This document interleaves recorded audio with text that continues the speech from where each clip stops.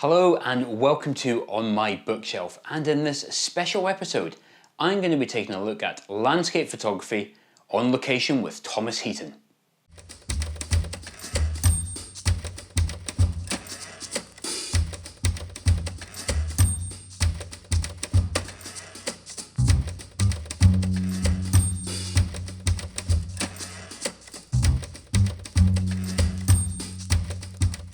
Yes, in this episode of On My Bookshelf, I'm going to be taking an exclusive look at Thomas Heaton's new book. It's called Landscape Photography on Location with Thomas Heaton. Now, I don't actually have a physical copy of the book. It's only just opened up for pre-orders. So if you want to pre-order the book already, there's a link for it in the video description below. But Thomas has been really kind to me and sent me a full PDF proof of the book. So I've been spending the last couple of days reading through all the content. So I will be able to talk to you a little bit about the book, but I will also mostly be talking about the content of the book and my thoughts on it, and whether, having read the PDF proof, am I going to put my money forward in this one, put a pre-order in so it appears on my bookshelf behind me. Now, I expect most of you have heard of Thomas Heaton. After all, he's probably the biggest name on landscape photography on YouTube. I first discovered Thomas's work, I think it was back in January 2016, when he appeared on an episode of the Improved Photography podcast, and I've been following his work closely ever since. In fact, Thomas's YouTube channel is very much the inspiration for me to start my own YouTube channel. So when I heard that Thomas was actually going to publish his first physical book, I was very excited, and I was even more excited when Thomas very kindly offered to send me a PDF proof copy of his book so I could have a look through it and share with you my thoughts on his book. Just before we jump into the content of the book, let me tell you about some of the physical characteristics of the book that Tom has shared with me. So the book itself, and I'm just going to read this off so I'll get it exactly right, will be 260mm by 260mm. It's going to be printed on 170 GSM Fedrigoni symbol free life satin paper. The cover itself will be a Glossier anti-scratch laminated cover, and the text on the front and the spine will all be foil stamped. There will be only one edition of the book, and it will be £35 plus postage if you pre-order, and then after that it will be £39.99 plus postage. Like I said, the link for that will be in the video description below. But let's talk about the most important bit of the book, and that's the content. The book itself is just over 100 pages long, and I should probably just reiterate, I have seen a full PDF proof copy of this book, not just a few sample chapters, so I have read it from cover to cover. The book features Thomas's photographs from across the world, so this includes places like Africa, Canada, USA, South America, and of course Britain. At the back of the book there's a couple of very special pages that have quite an interesting feature, so stay tuned to the end of the video so I can tell you all about those. The book then opens with an introduction from Thomas himself and then moves straight into the photographs. The first image in the book is this one here of the Mer de Glace. Now this is actually a place I've been to myself. Now, like all the photographs in the book, you've got the photograph on one side of the page, and then on the other side you've got a story from Thomas that tells you all about how he went about capturing that image. There's also a brief amount of technical information there as well if you're also interested.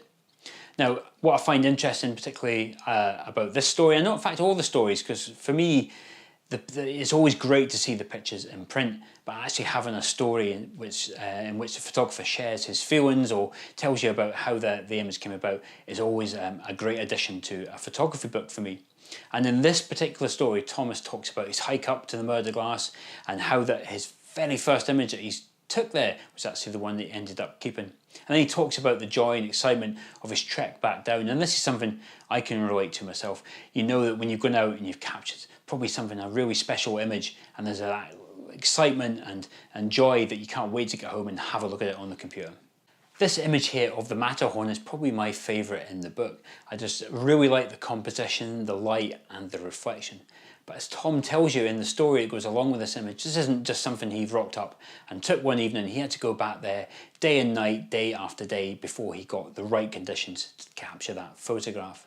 And also he provides some very encouraging words within the text, and he talks about how this view, it's a very iconic shot, it's been taken many times before, but it was a very personal viewpoint for him, something that's inspired him his entire life, and he really wanted to take that shot. And I think that's an important message to photographers, that just because a shot has been taken many times before, if it means something to you and you want to take it, it's definitely worth taking.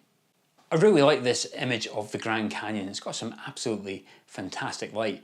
But what is really interesting is the story that goes along with this image. Now, I'm not going to spoil it too much for you, but it's quite an opportunistic shot there from Tom. He's had a little bit of luck. He just happened to have his camera along with him, like any good photographer should have. But it just shows you don't necessarily need to be going on some big trek with the tripod and filters and waiting for some amazing light. Some of these opportunities to get some fantastic shots can just suddenly appear to you. I remember watching the video in which Thomas created this image of Zion National Park. And you may be mistaken in thinking, well, you know, I've seen a lot of his photographs and I've heard a lot of the stories from the videos, but this is a great example where Tom shares something that he's never shared before. He had quite an interesting experience, shall we say, when he went to capture this image. Now, I am not going to spoil it for you because it's, you know, I think it's something he's not shared before, so it wouldn't be right for me to share it here. You're just going to have to buy the book. The book doesn't just feature Tom's global adventures and pictures taken in far-flung places. He's got lots of pictures from Britain, including this one that he took very near to his hometown. And there's also a great variety of pictures. So yes, you've got big vistas, you've got mountainscapes, you've got seascapes, you've got lots of woodland pictures, but there's also a good selection of intimate landscapes as well. So there's quite a bit of variety in the book. On the last couple of pages of the book, you'll find a lot of image thumbnails. And beside each of those thumbnails is a QR code. So you can get your phone or your tablet, scan that QR code, and it will take you straight to the video that Tom made about that image. Now, I think this is a genius idea. I'm not sure if anyone's done it before, but it's really good. You can look at the picture in print, read Thomas's story in his own words, and then go and watch the video that goes along with that image. So you can find out a whole lot more about the photograph that you're looking at. So you can find out all about how Thomas dealt with his altitude sickness, or how the other viewpoints looked in a particular location, or some of the technical difficulties he had with creating that photograph. So I think it's a really great way of adding some additional value to the book. So the question is, am I going to make room in my bookshelf and do a pre-order for this book? Well, the simple answer is yes. I've already spent my own money and made a pre-order for this book already. Now, Thomas has indicated to me that he hopes to start shipping the book around mid to late June, but depending on current events, that could slip to July. But I personally can't wait to get it on my bookshelf. You know, I'm a big fan of books, as you know. I'm a big fan of printing as well, and I'm really looking forward to having it. Even though I've read this book from cover to cover, I'm really looking forward to seeing these images in print, and of course, having a bit of fun with those QR codes and returning to some of these fantastic videos that he's created over the years.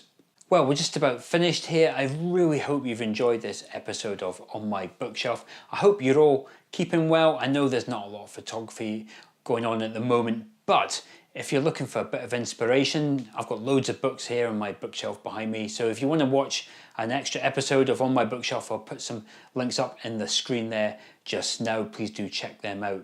And if you've got time, please do like, comment, share this video, and of course, subscribe. But until the next one, I'll see you then.